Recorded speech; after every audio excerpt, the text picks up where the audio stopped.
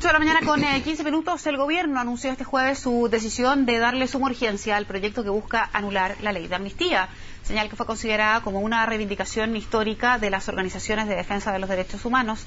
Queremos hablar de este tema, nos acompaña en el estudio el abogado Raúl Mesa, él es representante de la agrupación de víctimas del terrorismo en Chile. Abogado, gracias por venir, ¿cómo está usted? Buenos días y muy agradecido por la invitación de CNN. Gracias, abogado. ¿Cuál es su opinión en líneas generales dentro del marco jurídico? Usted como representante de la agrupación de víctimas del terrorismo, ¿qué opinión le merece este anuncio de darle suma urgencia?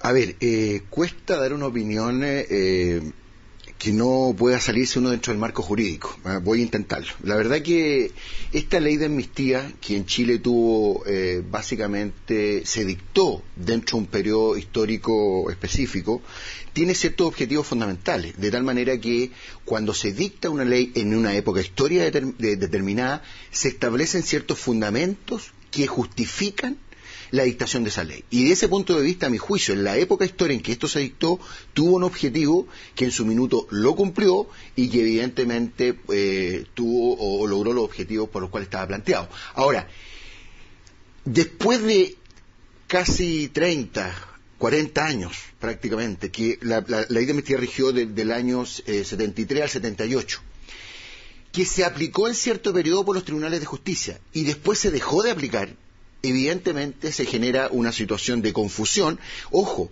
respecto no en general en relación a las situaciones que fueron afectadas por la violación de derechos humanos, sino también por aquellas personas que fueron víctimas o objeto de organizaciones terroristas. Porque aquí, perdona que haga este punto, aquí se olvida siempre una parte de la moneda.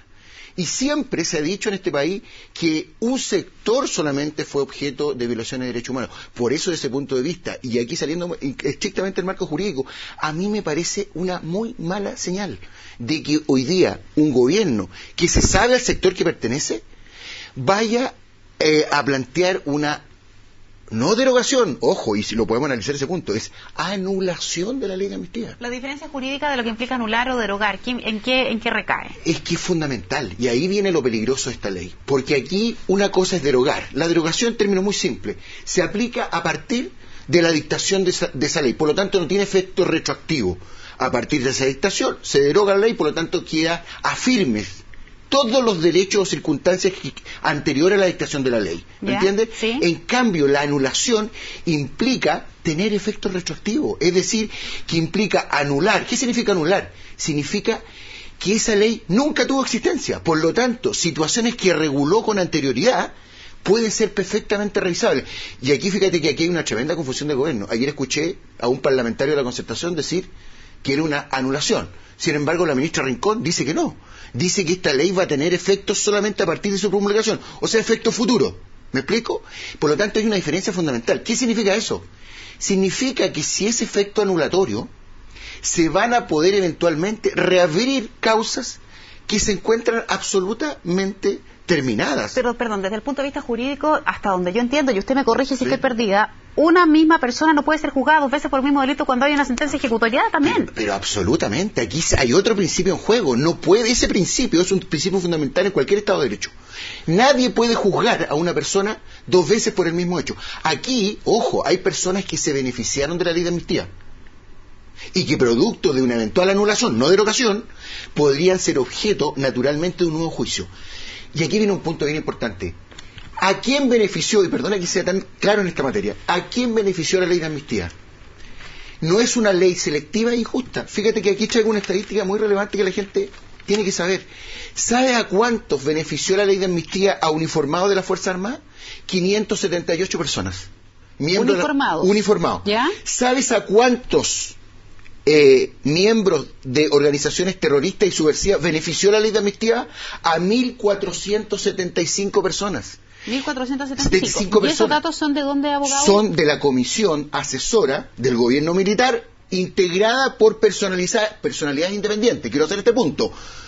Fueron comisiones que se constituyeron para determinar a cuántos benefició esta ley de amnistía. Por lo tanto, aquí hay que hacer un punto de reflexión. Esta ley de amnistía benefició a ambos sectores de esa sociedad que estaban en conflicto. Benefició a personas violadores de derechos humanos, que cometieron abuso y que todos los reconocemos, pero también benefició a aquellos terroristas subversivos que estaban enfrentando al gobierno militar. Ojo, y aquí se olvida otro punto.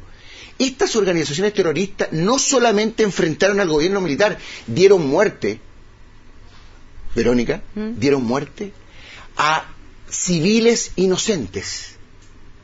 ¿Me explico? Sí. Si el terrorismo no era solamente en contra del gobierno militar o la dictadura, aquí hubieron civiles inocentes, personas que iban en el metro, personas que iban en la micro, y que un subversivo puso una bomba, estalló y le costó la vida. Entonces, y yo te pregunto, ¿hubo comisión de reparación, de reconciliación respecto a esas víctimas en Chile hasta la fecha de hoy? No ha existido.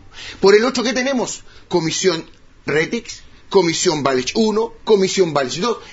Está bien que hayan existido, perdón, no es que yo aparezca que no sea justificada esas comisiones, no estoy diciendo eso, estoy diciendo que aquí no ha habido igualdad ante la ley, estimada Verónica, nunca ha habido en Chile igualdad ante la ley. Aquí, y déjame ser súper claro en esta materia, aquí cuando un terrorista mata a un militar, estamos frente a un delito de lesa humanidad, estamos frente a un delito imprescriptible e inamnistiable. Cuando un militar mata a un terrorista, estamos frente a un delito, primero no es una violación de derechos humanos, es prescriptible y es violencia política.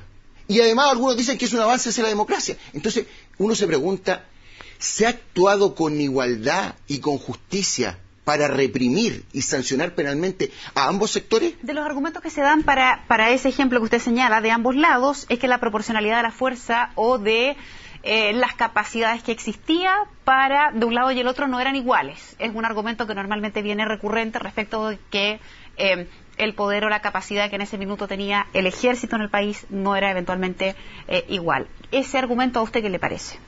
A ver. De la proporcionalidad me refiero. La proporcionalidad dice relación, obviamente, con grupos. Primero se desconoce y nunca en Chile se va a saber. Yo quiero dar solo un ejemplo, cuando tú hablas de proporcionalidad. El ingreso de Carrizal Bajo, 90 toneladas de armas. Aquí había una estructura nacional y a nivel regional. Aquí habían cédulas, se estaban preparando. Perdón, déjame citar el caso de Rosauro Martínez. Esas personas que ingresan al país, que era la famosa Operación Retorno, que fue un fracaso en Chile, ¿qué destino tenía? Ingresar terroristas en Chile para que constituyeran células en todo el país con el armamento que venía de Cuba, que venía de Rusia y de otros países que apoyaron la resistencia al gobierno militar, con el objetivo de dar resistencia. Tú me hablas de proporcionalidad, evidentemente que un ejército constituido legalmente un Estado va a tener, desde el punto de vista del armamento, obviamente una capacidad de resistencia mayor que organismos subversivos, pero no por eso el daño que estas organizaciones hicieron generaron una situación de inestabilidad y por lo tanto, de ese punto de vista, cuando en enfrentamiento un militar enfrentó a un terrorista, había eventualmente una proporcionalidad y eventualmente una legítima defensa. Ese militar hoy día está encarcelado. Ese terrorista hoy día está o fuera del país, o prófugo del país, o le conmutaron la pena, o le hicieron extrañamiento, o lo indultaron, o le aplicaron la ley de amnistía. Este otro está encarcelado. Eso es justicia en este país. Perdón, yo quiero ser bien claro. Yo no justifico la violación de los derechos humanos, vengan de donde vengan. Vengan de este sector o vengan del otro. ¿Estamos claros? Sí. Ese es un principio fundamental. Nadie justifica la violación. Pero seamos justos, y aquí déjame agregar un punto que nadie se atreve a decir en este país. A partir del año 1978, cuando se deja de aplicar el año 1998, cuando se deja de aplicar la ley de amnistía, en virtud, ¿cuál es el fundamento aquí? Un abogado invoca en defensa de las personas que fueron objeto de violación de derechos humanos, de que aquí la ley de amnistía era contraria a las convenciones de Ginebra, a normas de carácter internacional.